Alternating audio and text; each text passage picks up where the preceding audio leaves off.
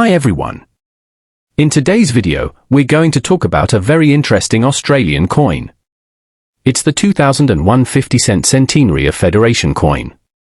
Some people say this coin is super rare and worth up to $10,000. But is that really true? Let's find out together. This coin was made in 2001 to celebrate 100 years since Australia became a federation. That means all the states joined to become one country. It was a big event in history, so the Royal Australian Mint made this special coin. Around 43 million of these coins were made across the country. That sounds like a lot, and it is. But each state and territory also had their own special design, and those were made in smaller numbers. Now let's talk about what the coin looks like. On the front side, you'll see a picture of Queen Elizabeth II. That's on most Australian coins. The back side of this one shows a kangaroo standing on grass, looking strong and proud. This design was made by a very talented artist named Wojciech Petranek. Some versions had other artists too, depending on where and how the coin was made. Many Australians remember this coin from school or from their change.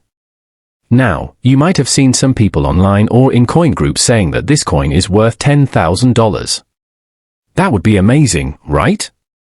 But the truth is, most of these coins are not worth that much. Some people try to sell them online for high prices, like $1,000 or even $4,500, but they usually don't sell for that. Most of the time, these coins are worth only a few dollars or even just their face value, which is 50 cents. Why do some people think they're worth more?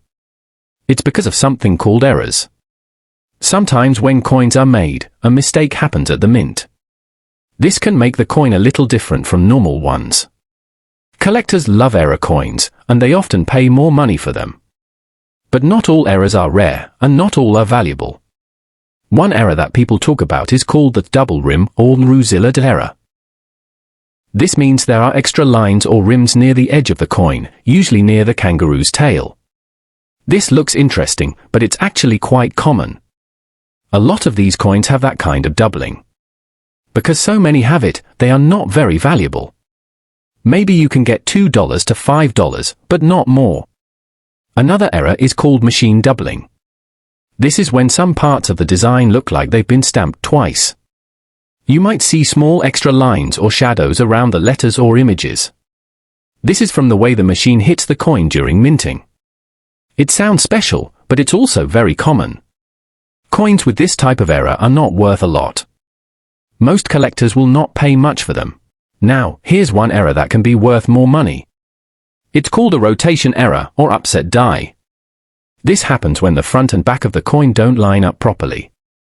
If you hold the coin straight and flip it, the other side should also be straight.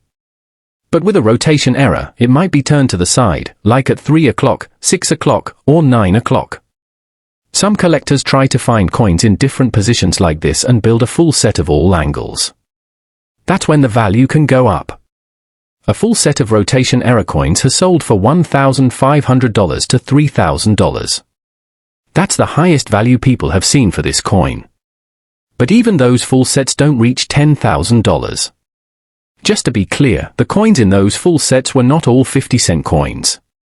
Some were 2001 $1 coins, which also had rotation errors. These $1 coins on their own sometimes sell for $26 to $75 each. So if you think you have a rotated coin, it's a good idea to check both the $1 and 50-cent coins. Let's talk quickly about the real values. If your 2001 50-cent coin looks normal and has no visible errors, it's worth exactly 50 cents. That's its face value. If it has some minor doubling or a small rim error, maybe you can sell it for a few dollars, like $2 to $5. But if you have a rotation error, especially one that lines up in a rare position, the coin might be worth around $30, maybe a bit more.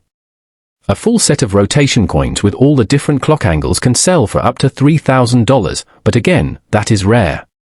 So, to answer the big question, is the 2001 50-cent coin worth $10,000? The answer is almost always no. That number is just something sellers might post to attract attention. There's no real proof anyone paid that much for one of these coins. Most of the time, people just want to sell them at high prices, but they don't actually sell. Still, this coin is fun to collect. It has a nice design and a great story. And who knows, you might have one with a cool error that a collector is looking for. Before you go, take a minute to check your old coins at home. Look closely at any 2001 50-cent coins. Hold them up and see if the back lines up with the front. Use a little flashlight or magnifying glass to check for small details. You never know what you might find. And if you liked this video, let me know in the comments. I can make more videos about other rare Australian coins, like the 1916 halfpenny mule or the famous 2001 10-cent mule coin. There's a whole world of cool coins out there, and I'd love to share it with you. Thanks so much for watching.